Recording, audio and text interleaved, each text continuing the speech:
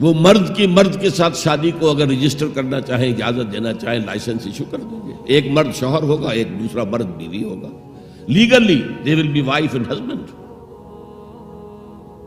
لیسبینز ہیں، عورتیں ہیں، آپس میں شادی کرنا چاہتی ہیں تو عورتیں ٹھیک ہے، لو بھائی کر دو، جاؤ. ہومو سیکشولیٹی جائز ہے بالکل، بلکہ اب تو اسے کہا جا رہا ہے کہ یہ نارمل انکلینیشن مانی جانی چاہیے. ہومو سیکشولیٹی، ہم جنس پرستی، اسے کوئی برا نام دینا ہی نہیں چاہیے. It's a normal attitude. یہ ہے اس سوشل انجینئرنگ پروگرام کا معاملہ کہ جو ابھی چند سال پہلے جو یونائٹڈ نیشنز آرگنائزیشن کی جنرل اسمبلی نے جو سوشل انجینئرنگ پروگرام بنایا ہے نوع انسانی کے لیے، اس میں تو کیا مقصد تھا حضور کا کہ آپ کو دی گئی کتاب نمبر 1 الہدا اور نمبر 2 دین حق، تاکہ دین کو غالب کرے. ایک پیارا سا خیال آیا ذہن میں، دیکھیے یہ آپ کا عام محاورہ ہے، ایک میان میں 2 تلواریں نہیں سما سکتی. ایک جگہ 2 دین نہیں ہو سکتے. مذہب 100 بھی ہو سکتے ہیں ایک جگہ پر، اس لیے کہ مذہب کو عام دنیا کیا مانتی ہے کہ مذہب کا تعلق صرف 3 چیزوں سے. کچھ عقائد ہوں گے، ایک خدا کو ماننے والے، 100 خداؤں کو ماننے والے، کسی کو نہ ماننے والے. کچھ عبادات کی رسومات ہوں گی، نماز ہے، روزہ ہے، یا پوجا پاٹ ہے، یا گرو گرنتھ سنگھ کا وہ اکھنڈ پاٹ، یعنی پورا اس کی تلاوت مکمل، کوئی وقفہ ڈالے بغیر، جو چاہو کرو.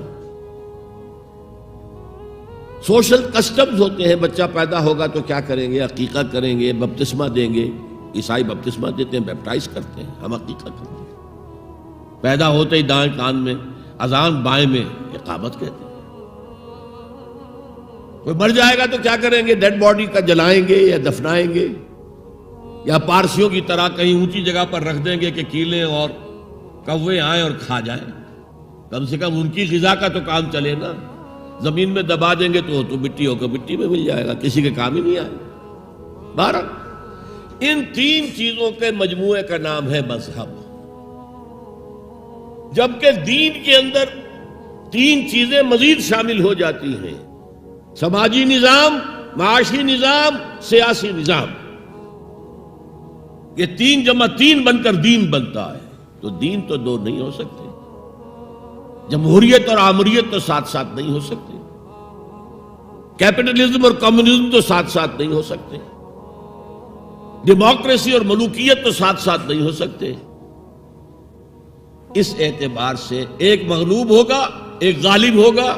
مغلوب مذہب بن جائے گا اور غالب دین ہوگا. آج دین جمہور غالب ہے. اور جو اقبال کا شعر ہے بڑا پیارا: بندگی میں گھٹ کے رہ جاتی ہے ایک جوئے کباب، اور آزادی میں بہرے بے قراں ہے زندگی. اگر دین آزاد ہے، غالب ہے، چھایا ہوا ہے، تو وہ ہے اصل دین، ورنہ وہ سکڑ کر مذہب بن جائے گا. ہم 60 سال پہلے دین انگریز پر تھے. حاکم کون تھا؟ کوئی بادشاہ کو ملکہ بیٹھا ہوا یا بیٹھی ہوئی ہے انگلستان میں. وائس رائے یہاں ایک ہوتا تھا اس کا، لیکن وہ حاکم نہیں تھا، ساورن نہیں تھا. ساورنٹی ان کی تھی، اصل حکومت ان کی تھی.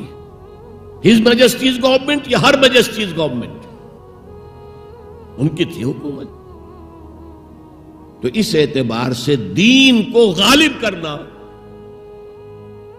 یہ بہت جان جوکھوں کا کام تھا. یہ نوٹ کر لیجئے آپ. دیکھیے تمام نبی اور رسول مبلغ بن کر آئے، داعی بن کر آئے، بشیر بن کر آئے، نذیر بن کر آئے، بشارت دینے والے کہ اللہ کے راستے پر آؤ گے فروح و ریحان و جنت نعیم.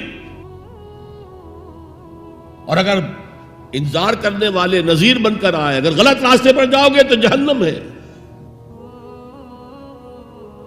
حضور بھی یا ایھا النبی انا ارسلناک شاہدا و مبشرا و نذیرا و داعیا الی اللہ باذنہ و سراجا منیرا. یہ جو 5 حیثیتیں ہیں یہ مشترک ہیں حضور میں اور تمام انبیاء میں. اگرچہ ہر حیثیت میں حضور کی اپنی شان ہے جس میں کوئی دوسرا نبی ان کے قریب نہیں آ سکے گا۔ قرآن مجید میں مرکب اضافی کی شکل میں اس دین کی نسبت یا بادشاہ مصر کی طرف ہوئی ہے یا اللہ کی طرف ہوئی ہے۔ ما کان لیاخذ اخاہ فی دین الملک، حضرت یوسف کے پاس علیہ الصلوۃ والسلام جب اتنے طویل عرصے کے بعد 11 بھائی آئے، ان میں بنیامین بھی تھا جو آپ کا حقیقی بھائی تھا، اسے اپنے پاس روکنا چاہتے تھے، لیکن جس بادشاہ کے تحت وہ سارا نظام تھا وہ بادشاہ تو نہیں تھے نا، تو بادشاہ تو وہ تھا جس نے خواب دیکھا تھا کہ 7 دبلی گائیں جو ہے وہ 7 موٹی گائیں کو کھا گئی، نگل گئی، اس کی تعبیر بتائی تھی تبھی تو جیل سے نکلے تھے۔ اب یہ کہ بہت بڑے افسر تھے، بڑے وزیر تھے، آپ انہیں جو چاہے کہہ لیں، لیکن بادشاہ تو نہیں تھے نا، نظام تو بادشاہ کا تھا، اور بادشاہ کے قانون کے مطابق وہ باہر سے آئے ہوئے کسی شخص کو اپنے پاس روک نہیں سکتے تھے۔ ما کان لیاخذ اخاہ فی دین الملک، تو اللہ تعالیٰ نے وہ پھر ہیلا نکالا ان کے لیے، تفصیل آپ کے علم میں ہے۔ کذالک کدنا لیوسف، ہم نے اس طریقے سے ایک تدبیر کر دی یوسف کے لیے، اللہ نے اپنے ذمے لے لی بات۔ تو دین الملک، دین الملک کیا ہے؟ بادشاہ مطاع مطلق ہے، ساورینٹی بلونگز ٹو ہم، بادشاہ ہو یا کوئن ہو، وہ قانون بنائے گا اور اس کے تحت آپ کو زندگی بسر کرنی ہوگی، یہ دین الملک۔ اور دین اللہ کیا ہے؟ اللہ مطاع مطلق، اللہ ساورن، ان الحکم الا للہ لا یشرک فی حکمہ احدا، اس نے جو قانون دیا ہے اس کے تحت پوری زندگی، سیاسی نظام اسی کے تحت ہو، معاشی نظام اسی کے تحت ہو، کرمنل لا اس کے تحت ہو، سول لا اس کے تحت ہو، لا آف انہیریٹنس اس کے تحت ہو، قانون شہادت اس کے تحت ہو، سماجی نظام وہ بھی اللہ کے حکم کے مطابق ہو، تو وہ ہے دین اللہ، اللہ مطاع مطلق، اس کے قانون کے تحت پوری زندگی کا آ جانا۔ اذا جاء نصر اللہ والفتح ورأیت الناس يدخلون فی دین اللہ افواجا، جب اللہ کی مدد آ گئی اور فتح آ گئی، اور اے نبی آپ نے دیکھا کہ اب لوگ جوق در جوق آ رہے ہیں، فوج در فوج آ رہے ہیں، گروہ در گروہ آ رہے ہیں، قبیلوں کے وفد پر وفد چلے آ رہے ہیں اسلام لانے کے لیے، تو یہ کیفیت کیا تھی؟ دین اللہ میں داخل ہونے کا ان کا فیصلہ۔ اب ذرا سی ٹیڑھی بات آ رہی ہے، پوری دنیا میں دین جمہور، sovereignty of the people, not of God, sovereignty of the people,